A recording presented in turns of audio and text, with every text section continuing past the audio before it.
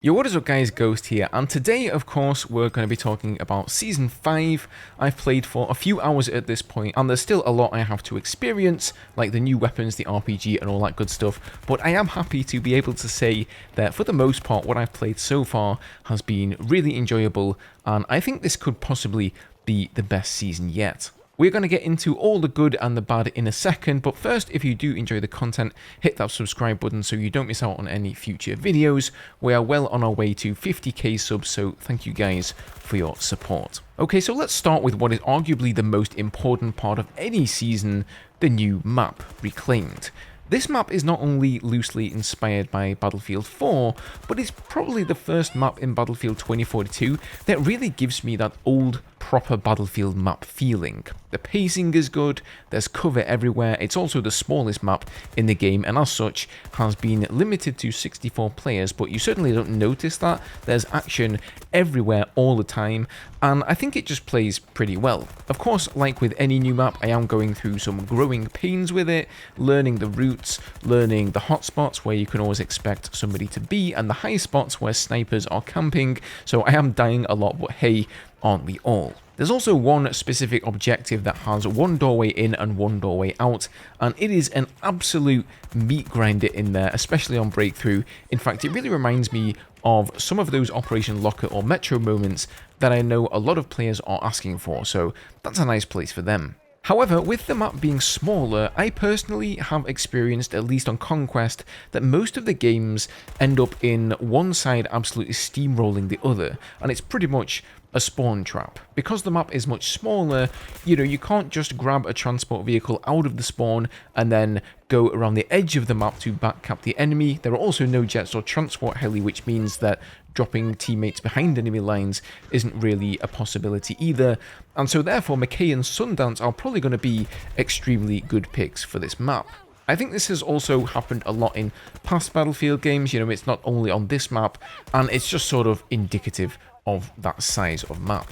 But yeah, overall it's a good map. Now, I didn't try out the Vault weapons yet because I actually spent a good amount of time in the jets unlocking the rocket pods, and we'll get into that later, but I did of course try out the assault rifles. Now, I have mixed feelings here, and I think it's suffice to say, judging from Twitter and Reddit and just the internet in general, that so do the rest of the community.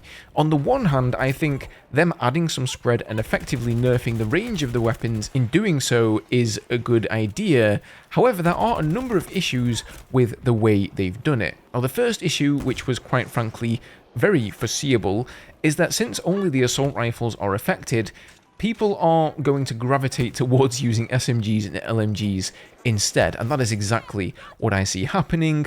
Lots of PP29s, lots of Avances, those top tier weapons from those categories are now being picked up more often, which doesn't really help DICE with their testing. However, the LMGs and SMGs will eventually see some changes too, and the lead weapons designer just now posted on the official Battlefield Discord saying that first of all, the RM68 will receive another balance pass soon, and the LMGs will get a much more aggressive accuracy pass to encourage the usage of bipods on magazine dumps. So basically, you're not just going to be able to dump an entire magazine without having a bipod out.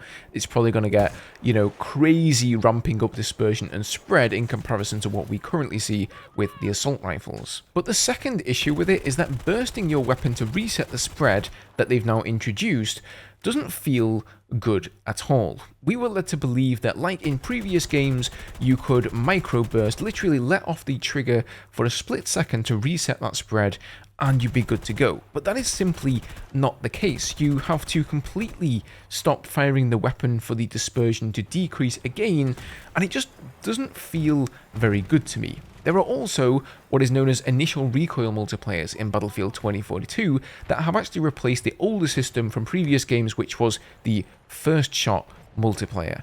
And they apply different amounts of recoil in different directions for not just the first shot, but for the first few shots of a weapon, and that is different from weapon to weapon, and some weapons don't even have initial recoil multipliers at all.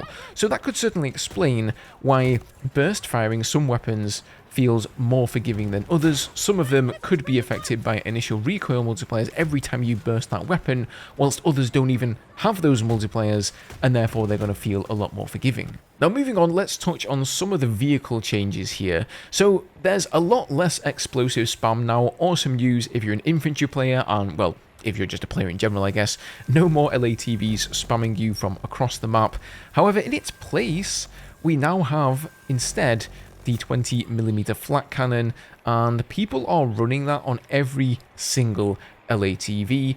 Maybe because they haven't yet unlocked the other ones. For some reason, they just give you the 20mm flak as a free unlock, and all the other ones that have the thermal vision and whatnot, you have to unlock those by getting kills. Now, this thing is downright broken. It can destroy a Nightbird in a second or two, and for the pilot on the receiving end, you barely get any chance to react to it at all. Here's a clip of me being killed by it, and take note of the lack of sound from the impacts, and overall just how fast it takes my health down.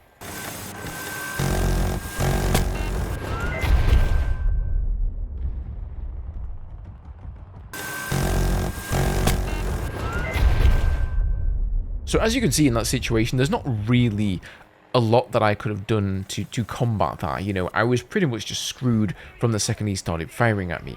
Now, Eddie, one of the vehicle designers, actually posted on Twitter asking for feedback on Season 5. And by the way, Eddie has been an absolute star. He's been really communicative with me and the rest of the community. So shout out to Eddie. And myself, Silk, Hebe, Prolosco, and a bunch of other vehicle enthusiasts basically had the same sentiments about the flat cannon on the LATV. It's just, you know, absolutely crazy. The range of it isn't all that great on it. I think the range is fine, but the damage per second makes it the best AA vehicle in the game. I'm not even kidding. It literally out DPSs the Wildcat. And I have to say, I think that the 20mm flat cannon should just be removed altogether. If you recall, the reason for removing the explosive spam from this vehicle is because it is supposed to be a transport vehicle. And now we end up with another problem replaced instead, where instead of being a transport vehicle, it's now like a mini AA, even though it's not really mini because it's actually more powerful than the Wildcat. I don't have a problem with the stationary AA turret. I think that's fine to give players who don't have an AA loadout of any kind an opportunity to fight back against air. I think putting the Wildcat in its own vehicle category so that there's always an AA tank available is also a great idea. And I haven't tried the 35mm cannons yet, so I'm not going to comment on those. But, you know, making a transport vehicle into this powerful of an AA is kind of crazy, considering that they're basically throwaway vehicles. I think there's like 4 or 5 you can spawn in most games. So, you know, most of the time you open the calling menu, you can call one in, you can spawn in one on the spawn menu, and it's really not that hard to get in one. Alright, to finish off the video today, I want to talk about the jets and all the changes coming with them, because I probably spent just as much time trying out the jets in regular Conquest as I did playing the new map. So I've unlocked the rocket pods, and I've been playing around with them for quite a while. I'm going to give you guys all of my findings. So first of all, the jets to me do feel better. The camera changes do make them feel a little bit more responsive. What they've done here is zoom the camera in, so it's going to be a little bit closer to the aircraft, and that's probably just one of the repercussions of them messing around and changing with the camera. You can also now look in the rear view camera and still maneuver your jet at the same time. This is an absolute game changer. A lot of people may think this is not really that big of a deal, but I can promise you that you use the rear view camera all the time. You know, in dogfights, if you've just strafed a target on the ground and you want to see how your strafe went, is the target alive or not, you use the rear view camera. If you have a lock-on and that's been fired at you, you're going to use the rear view camera to look where that lock-on is coming from. So you literally use this camera, or at least I do, all the time. So that's a really, really nice change there. They've also added the cyber warfare protection, I think it's called, in one of the gadget slots. Now this will come in place of your repairs, and what it does is makes you immune to any kind of hack from RAW or EMP or anything for the duration of its effect. Personally, I'm never going to use this. I think the repair is way, way better, especially in a jet, than this thing. But, you know, if you're somebody who enjoys using that, then it's there. But what about the rocket pods? So the rocket pods, from what I've seen, most people have mixed feelings on these as well.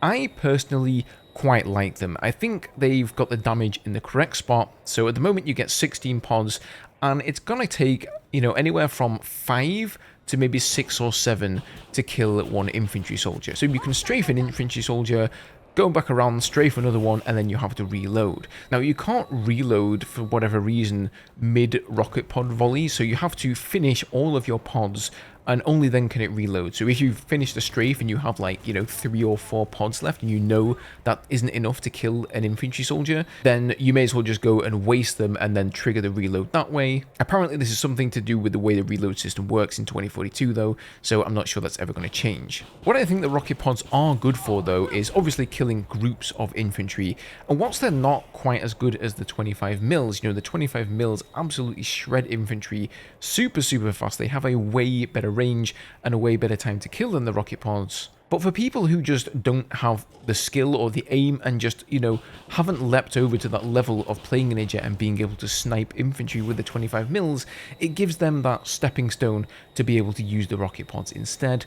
Of course, they can also damage vehicles. The vehicle damage is really not that great, but I think that one area where they do need a little bit of a tweak is the range. I believe the range right now, at least Heeb said this on Twitter, that it was 400 meters. I haven't tested this myself, but what it usually feels like is you find a target, you're waiting to get close enough. So you're just waiting and waiting and waiting until you can actually start to unleash your rocket pods.